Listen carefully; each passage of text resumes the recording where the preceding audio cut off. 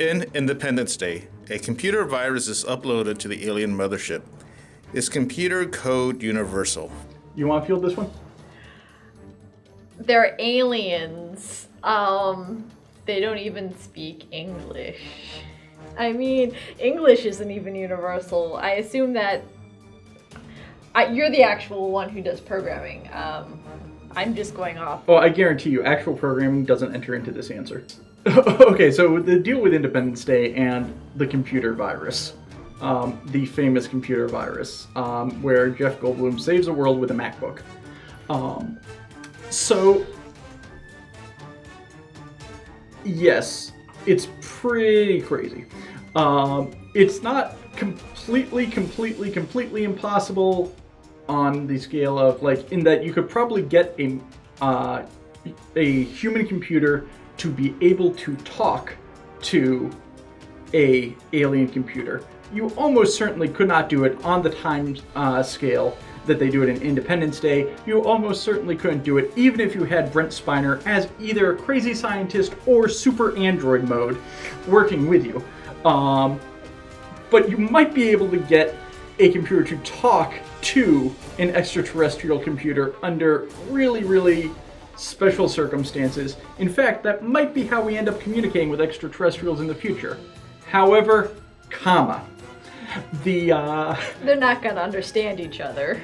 And the idea that a virus that works on a Macintosh working on an extraterrestrial computer, no, sorry. It doesn't even work between like Mac and PC. It's true.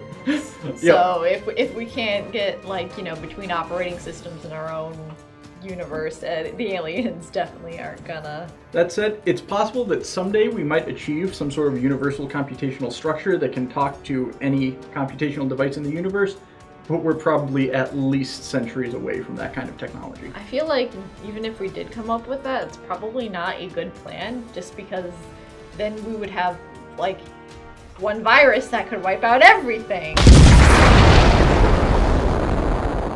In Jurrasic Park, a young hacker is able to turn the phones and many other park utilities on by the click of a mouse. Is this possible even now? Point of order. Are we talking about the book or the movie? Movie. Oh, okay. So actually, the 1993 depiction of Jurassic Park's computer systems that Lex actually navigates in order to manipulate the park systems is actually a real system that existed in 1993. That, like, flying over the file system view, that actually existed in 1993, and you could get it. Wow. If you actually look at the image, you can see them flying over a file system that would be familiar to anybody who uses Linux today.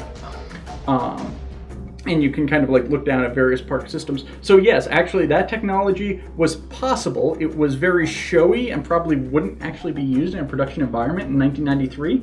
But yeah, that was actually a thing. They didn't make that up for the movie. In 2001, HAL is able to use the surveillance of the crew to predict their behavior. Do you think near future AI will be able to determine our behavior from passive cameras? I was going to say, you've done more privacy research than I have. So you want to start this one out? Yeah, it's sort of one of those things where... You want to break the bad news to them? They're already doing it. They've been doing it for quite a while. At this point, it's not really cameras exactly, so much like search patterns through Google and Facebook and all those other lovely websites. But yeah, I mean, it's not going to be hard to make that jump. Yeah, I'll say that we don't know for certain how extensive those technologies are deployed, and we don't know how far companies like Google and Facebook and a number of other organizations that have been studying facial recognition technology and classification of, like, emotional state and whatnot are. But I know that there are already a few places around the world where there have been trial, if not production, deployments of advertisements and bulletin board systems that actually look at the faces of people looking back at them to evaluate whether or not they're engaged and whether or not they're reacting positively to the advertisement or whatever presentation is being put up there. So yeah, no, that technology is here. Whether or not a spaceship computer will try to kill you with it, I don't think we're quite there yet, but I'm not getting on a spaceship anytime soon, just in case.